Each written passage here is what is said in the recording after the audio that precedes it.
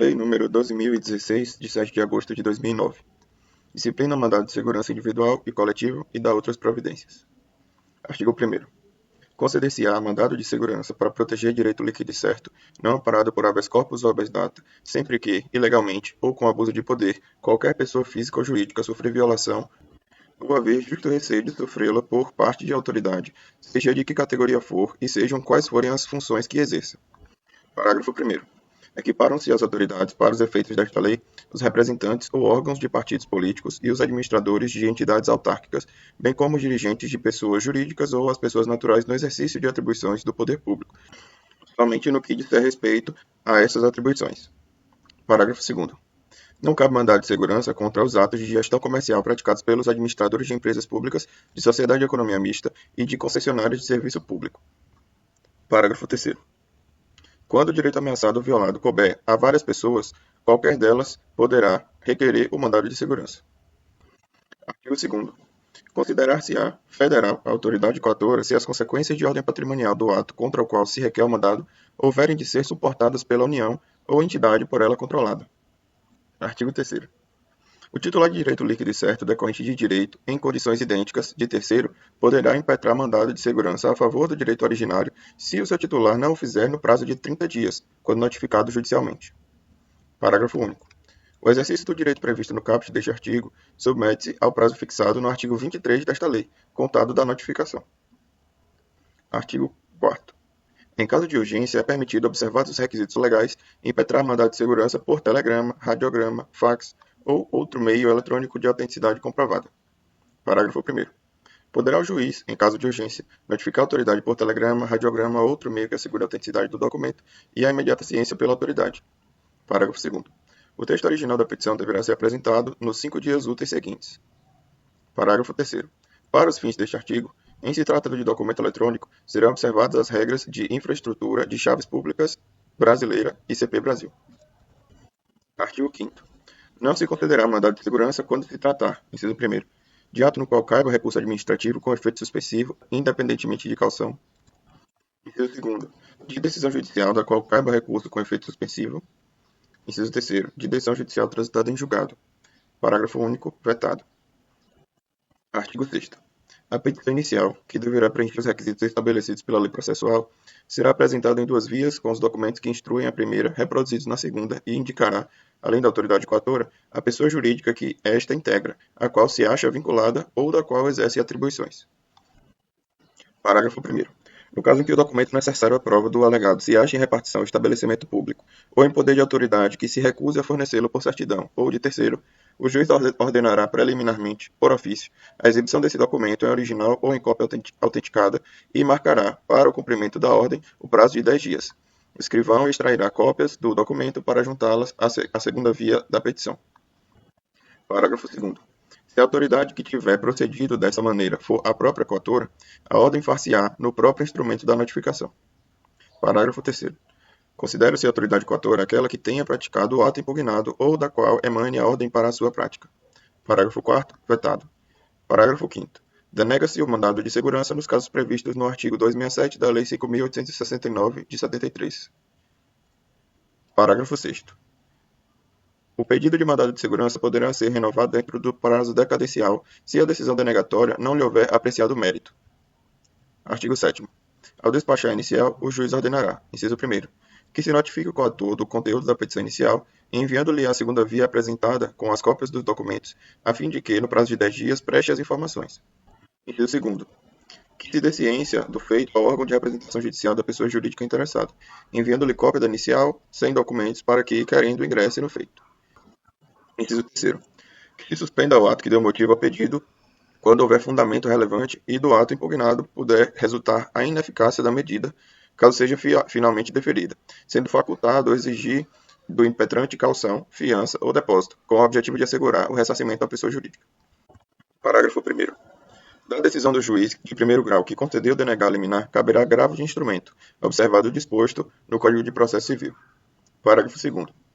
Não será concedida medida liminar que tenha por objeto a compensação de créditos tributários, a entrega de mercadorias ou bens provenientes do exterior, a reclassificação ou equiparação de servidores públicos e a concessão de aumento ou a extensão de vantagens ou pagamento de qualquer natureza. Parágrafo 3º. Os efeitos da medida liminar, salvo se revogada ou cassada, persistirão até a prolação da sentença. Parágrafo 4º. Deferida a medida liminar, o processo terá prioridade para julgamento. Parágrafo 5º. As vedações relacionadas com a concessão de liminares previstas neste artigo se estendem à tutela antecipada a que se refere os artigos do Código de Processo Civil. Artigo 8º. Será decretada a perempção ou caducidade da medida liminar ex officio ou a requerimento do Ministério Público quando, concedida a liminar, o impetrante criar obstáculo ao normal andamento do processo ou deixar de promover, por mais de 3 dias úteis, os atos e as diligências que lhe cumprirem. Artigo 9º. As autoridades administrativas, no prazo de 48 horas da notificação da medida liminar, remeterão ao Ministério ou órgão a que se acham subordinadas e ao Advogado-Geral da União ou a quem tiver a representação judicial da União, do Estado, do município ou da entidade apontada como coautora, cópia autenticada do mandado notificatório, assim como indicações e elementos outros necessários às providências a serem tomadas para a eventual suspensão da medida e defesa do ato apontado como ilegal ou abusivo de poder. Artigo 10. A inicial será desde logo indeferida por decisão motivada quando não for o caso de mandado de segurança ou lhe faltar alguns requisitos legais, ou quando decorrido o prazo legal para a impetração. Parágrafo 1º. Do indeferimento da inicial pelo juiz de primeiro grau, caberá apelação e, quando a competência para o julgamento do mandado de segurança couber originariamente a um dos tribunais, do ato do relator caberá agravo para o órgão competente do tribunal que integre. Parágrafo 2º. O ingresso de litisconsorte ativo não será admitido após o despacho da petição inicial. Artigo 11. Feitas as notificações, o serventuário em cujo cartório corra o feito juntará aos autos cópia autêntica de ofícios endereçados ao coautor e ao órgão de representação judicial da pessoa jurídica interessada, bem como a prova da entrega a estes ou da sua recusa em aceitá-los ou da recibo, e, no caso do artigo 4º desta lei, a comprovação da remessa. Artigo 12. Fim do prazo a que se refere o inciso 1º do caput do artigo 7º desta lei, o juiz ouvirá o representante do Ministério Público, que opinará dentro do prazo improrrogável de 10 dias. Parágrafo único. Com ou sem parecer do Ministério Público, os autos serão concluídos ao juiz para a decisão, a qual deverá ser necessariamente proferida em 30 dias. Artigo 13. Concedido o mandado, o juiz transmitirá, em ofício por intermédio de oficial do juiz ou pelo correio, mediante correspondência com aviso de recebimento, o inteiro teor da sentença, à autoridade coautora e à pessoa jurídica interessada. Parágrafo único. Em caso de urgência, poderá o juiz observar o disposto no artigo 4º desta lei. Artigo 14. Da sentença, denegado ou concedido o mandado, caberá apelação. Parágrafo 1º. Concedida a segurança, a sentença estará sujeita obrigatoriamente ao duplo grau de jurisdição. Parágrafo 2º. Estende-se à autoridade coautora o direito de recorrer. Parágrafo 3º. A sentença que conceder o mandado de segurança pode ser executada provisoriamente, salvo nos casos em que for vedada a concessão de medida liminar. Parágrafo 4º. O pagamento de vencimentos e vantagens pecuniárias assegurados em sentença concessiva de mandado de segurança a servidor público da administração direta ou autarca federal, estadual e municipal somente será efetuado relativamente a prestações que se vencerem a contar da data do ajuizamento da ação. Artigo 15. Quando, a requerimento da pessoa jurídica de direito público interessada ou do Ministério Público e para evitar grave lesão à ordem, à saúde, à segurança e à economia públicas, o presidente do tribunal ao qual couber o conhecimento do respectivo recurso suspender, em decisão fundamentada, a execução de liminar da sentença, dessa decisão caberá agravo, sem efeito suspensivo, no prazo de 5 dias, que será levado a julgamento na sessão seguinte à sua interposição. Parágrafo 1º. Indeferido o pedido de suspensão ou provido o agravo a que se refere o caput deste artigo, caberá novo pedido de suspensão ao presidente do tribunal competente para conhecer de eventual recurso especial ou extraordinário. Parágrafo 2º. É cabível também um pedido de suspensão a que se refere o parágrafo 1º deste artigo, quando negado provimento a agravo de instrumento interposto contra a liminar a que se refere este artigo. Parágrafo 3º. A interposição de agravo de instrumento contra a liminar concedida nas ações movidas contra o poder público e seus agentes não prejudica nem condiciona o julgamento do pedido de suspensão a que se refere este artigo. Parágrafo 4º. O presidente do tribunal poderá conferir ao pedido efeito suspensivo liminar se constatar, em juízo prévio, a plausibilidade do direito invocado e a urgência da concessão da medida. Parágrafo 5º. As liminares cujo objeto seja idêntico poderão ser suspensas em uma única decisão, podendo o presidente do tribunal estender os efeitos da suspensão a liminares supervenientes, mediante simples aditamento do pedido original. Artigo 16. Nos casos de competência originária dos tribunais, caberá ao relator a instrução do processo, sendo assegurada a defesa oral na sessão do julgamento do mérito ou do pedido liminar. Parágrafo único. Da decisão do relator que conceder ou denegar a medida liminar, caberá agravo ao órgão competente do tribunal que integre. Artigo 17.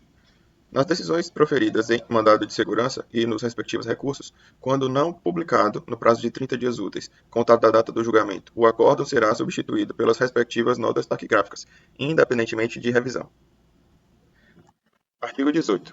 Das decisões de mandado de segurança proferidas em única instância pelos tribunais, cabe recurso especial e extraordinário, nos casos legalmente previstos, e recurso ordinário quando a ordem for denegada.